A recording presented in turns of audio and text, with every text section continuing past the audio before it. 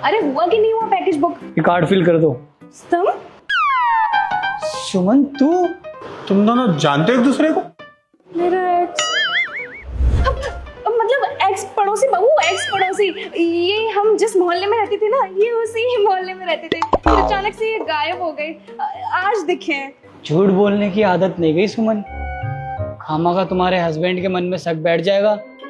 सच बोल दो, प्यार करती थी तुम मेरे से? क्या कहा? मैं तो उससे प्यार करती थी। अरे बाबू, एक नंबर का लुच्चा लफंगा आदमी है ये यही मेरे पीछे पड़ा था। अच्छा, और क्या? मैं पीछे पड़ा था?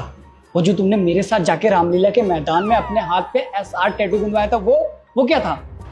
वो टैटू तो बाबू, वो SR का मतलब है सुमन राजपूत। सुमन राजपूत।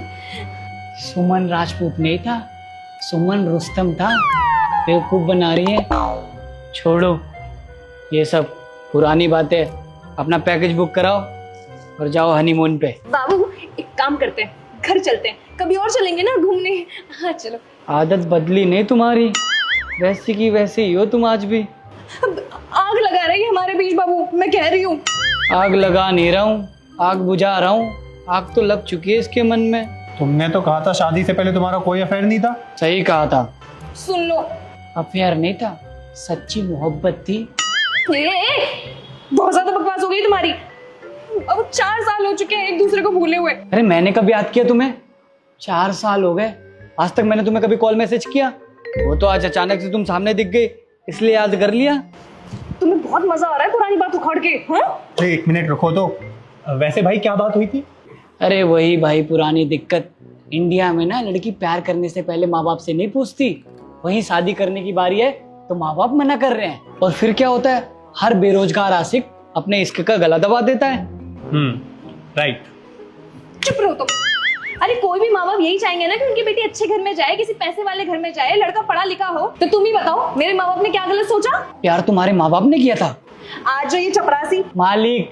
हाँ, जो कुछ भी है, ये सब कुछ ना तुम मेरी बदौलत बने हो। ना मैं तुम्हें धोखा देती, ना तुम दिल्ली आते और ना इस ऑफिस के मालिक बनते। तो ये सारा कुछ का ना क्रेडिट सिर्फ मुझे जाता है, मुझे। वाह, इसका भी क्रेडिट तुम ले लो। अरे तुम्हारे छोड़ के जाने के बाद मैं 4 महीने तक डिप्रेशन में रहा था।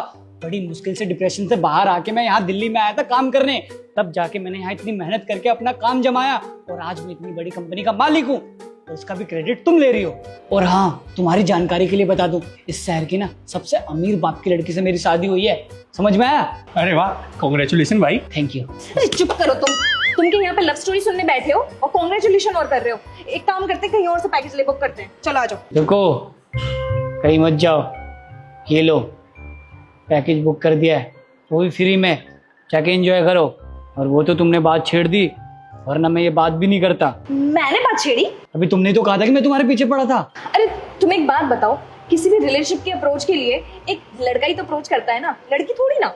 नहीं, जरूरी तो नहीं है। सुन लिया? ये सारे के सारे लड़के एक जैसे होते हैं, निकम्मे। आज भी अपनी गलती मानने के लिए तैयार नहीं हो तुम। सही कह रहे हो भैया।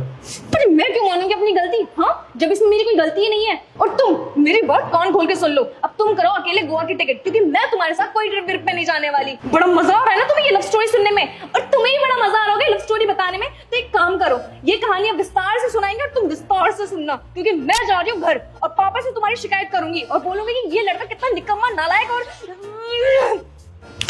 जा रही हूँ मैं। लेकिन अरे भाई साहब। अरे छोड़ो भैया, बचपन से जानता हूँ, जिद्दी है थोड़ी, मान जाएगी। और जो पुरानी बातें बीत गई उसे जाने दो, अपनी नई जीवन की शुरुआत करो।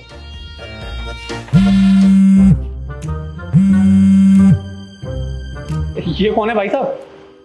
ये मेरी प्यारी सी वाइफ, जिससे मेरी शादी हुई है। तो यही तो मेरी एक्स थी।